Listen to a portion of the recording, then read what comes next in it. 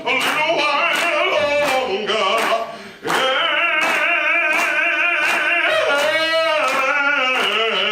Everything will be all right.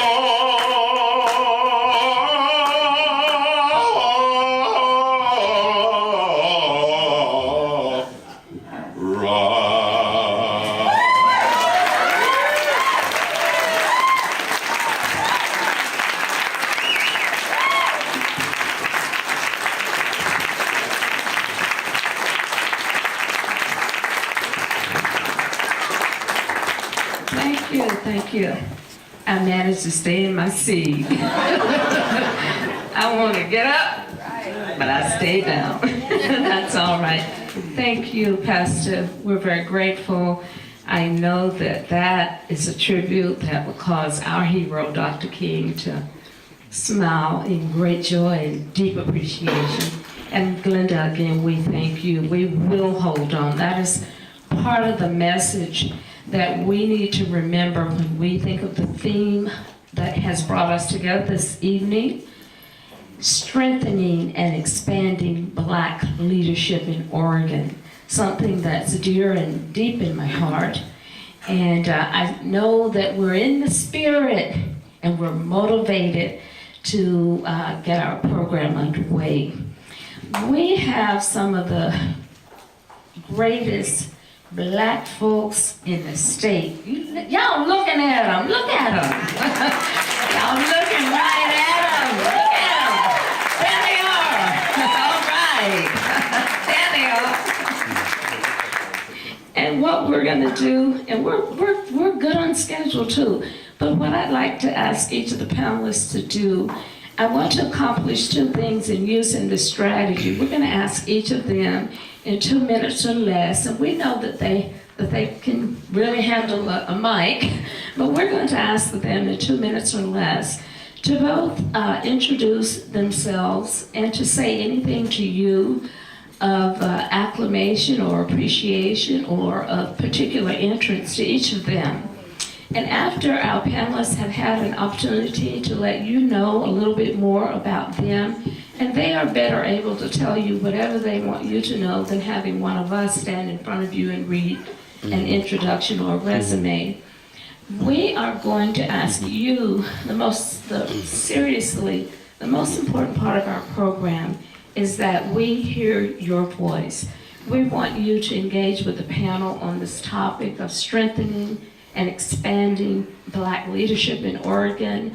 The Black caucus of the Democratic Party is resolute in our belief that strengthening Black leadership in Oregon strengthens Black leadership, period.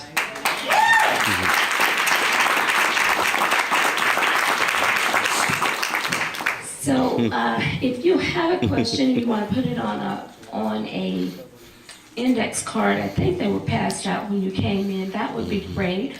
Or it's something that any of the panelists have to share with you, kind of spurs or motivate a question that would additionally be very helpful, because you are here to be an instrument of learning for everyone here tonight. We're all in a teaching, learning atmosphere. So that would be helpful. And likewise, the question has come up, what if I don't have a question? If I have a statement or a concern I'd like to express, that will be okay as well, but not a big speech. That's okay. So I'm going to start at the end, or the panel can direct me with however they want to start. I'm going to move this cord and pray it doesn't start squeaking to the end to Senator Lou Frederick, and we're ready to get this ball rolling. I'm so excited, y'all.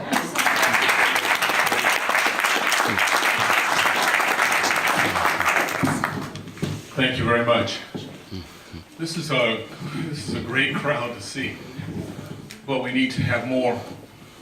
We need to have folks who are going to be taking on things. I was thinking about what I wanted to say. I have in my family preachers or teachers, so we tend to talk a lot. That's a warning. But I went to a family reunion back in 2003 in Clarksdale, Mississippi. We had 287 people there. They came from all over the Midwest and the South. And there were lots of ministers. We had, as I said, we were preachers and teachers. And we had a whole group of, one group of the ministers and my family got up and talked about what was going to happen when everybody got to heaven. And another group of my family got up and said, let's make heaven here. There's a difference. There's a significant difference from that when you see that kind of thing take place. And when it comes to situations like Oregon, we have to make the heaven. It's not going to come to us otherwise. We have to figure out how we're going to do it, what we're going to do, and get together and do it. Now, we have in Oregon, there's some folks on this panel who are going to look at me and go, uh-oh. We have had in Oregon, in the black community in Oregon, a split of about 5 different groups since I've been here. I've noticed that. They fight with each other. There's a crab in the barrel kind of approach that takes place. I'm not on top. If that person's getting some attention, I need to get some attention. We have had that take place for too damn long. We need to get together and work together and figure out what it is we need to do and know how to do it. That's right. And what we're seeing is people who are learning how to do it and do it well. Senator Manning here, Janelle Bynum, all these folks on this panel have figured out how to start getting things done. Let's work with them. We may not agree on everything. I know I'm not going to agree with everybody on everything. But we need to know how we're going to work together so that we get things going for a state that we love. Not for somebody else, but a state that we love. And where will that be? So I'm going to offer and suggest that we need to make sure that you understand what happens at the state capitol. Because I haven't been in City Hall, or the county commission, or Metro, but I will tell you this. In Multnomah County, there are 250 elected positions. 250. That's the Soil and Water District Board, which has about $30 million to hand out. So think about that for a bit. That's city commissioners, that's school boards, that's all those things. We have people, we have elected positions if you're interested in elected positions. But even if you're not, and especially if you're not, you need to know how this works, how you get people in elected positions, how you can help them. And it is a lot of work. Yes. It is not West Wing. It is, you have to show up and you have to constantly be there and talk with people. You have to go door to door and put slate cards out. Now, I'm sure all of you have voted by now, right? All right, because I wasn't going to ask who has voted or hasn't voted. I didn't want to embarrass anybody. But the votes have to be in. That's going to make a huge difference. But we also need to figure out what it is we want to see happen. It's not a matter of what we don't want to see happen. We already can get a good sense of that. We want to see what it is we want to see, we have to see happen. So finally, I'm going to say just one thing. I've got to tell this story because it's important. My father, his father and mother lived in Alabama. Roll Tide.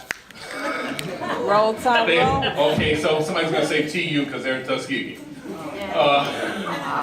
And they no, didn't say that, huh? All right. Watch it. Not yet. Okay. He went to vote in the last election in Alabama. He got there, and the folks. I know it said 2 minutes. I'm sorry. I'm going up. He went to vote.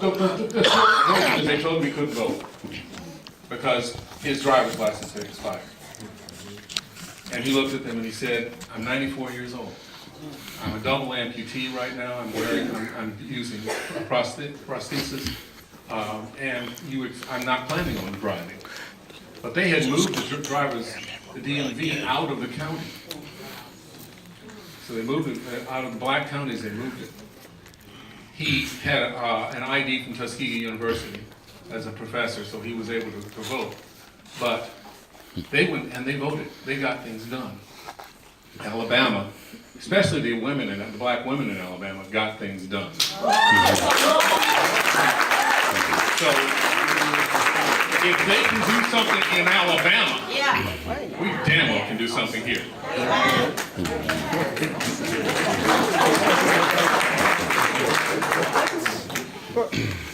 Thank you, Senator Fredericks. For those of you, I'm a pretty newcomer or a new face to you. My name is James Ivory Manning Jr. I'm the senator from Senate District 7, which is North and West Eugene, up to Junction City, and all of that marvelous agricultural community in between there.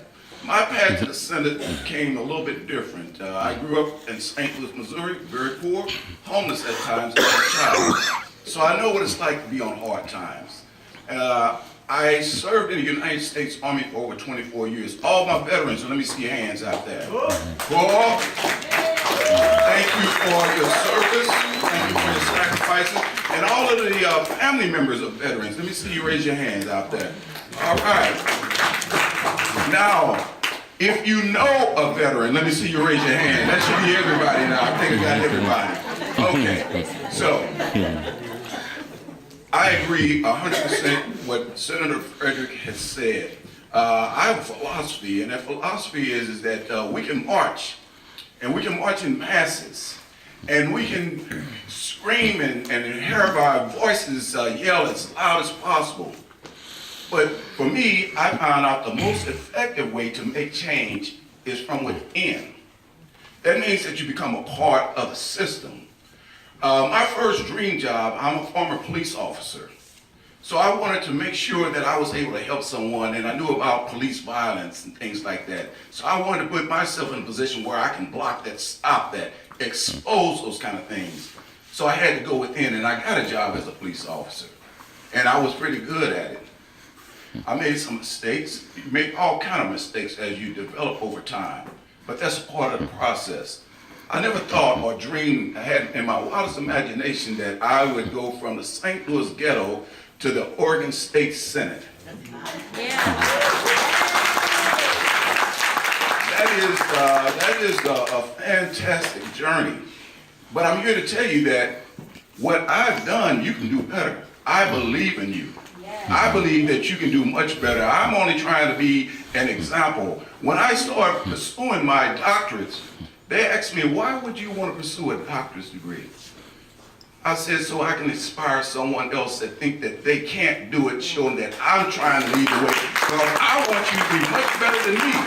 I look around this room and I see all this potential, all this knowledge. The only thing about it is that you just can't sit on it. You got to put it out there. You got to go for it. All of these, the positions that Senator Frederick was talking about on the ballot, you know, going for my first elected official, I got elected to the Eugene Water and Electric Board. I got 98% of the ballot the first time around. It helps when you run unopposed. 98%.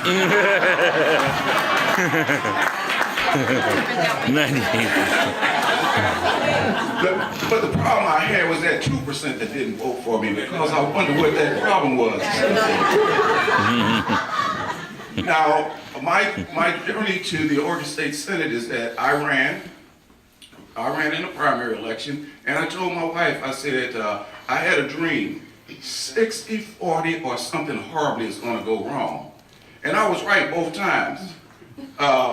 Something horribly went wrong. My opponent got 60 and I got 40%, so that means that I lost. But here's the beauty, because if you're doing the work of God, then he's going to take care of you. Because a few months later, I got appointed to the Oregon State Senate. And this year I'm running for the election in my first full term. So when people say that you can't do it, that's when you get fired up and say, I'm going to show you. I'm going to show you. I'm going to prove it to you.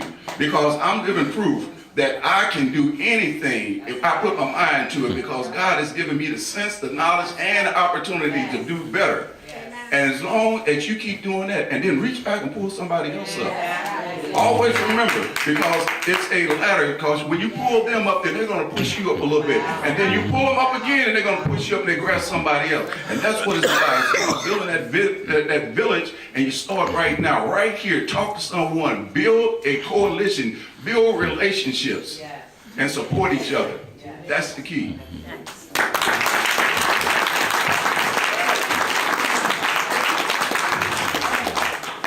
Well, good evening, everyone. I am State Representative Janelle Bynum. I hail from the numbers. I represent East Portland, Damascus, Gresham, Boring, North Clackamas, and Happy Valley. And I'm so happy to be here tonight, fresh from the Capitol. I just wanted to give you a few words about what I'm working on for the 2018 session. First of all, my really good news is that I am the proud employer of Urias Johnson. In case anybody doesn't know that name, Urias was our lead civil rights attorney in the state of Oregon, left the Attorney General's office, and we were able to create a soft landing in our office. So I am very excited to be able to work on some civil rights legislation.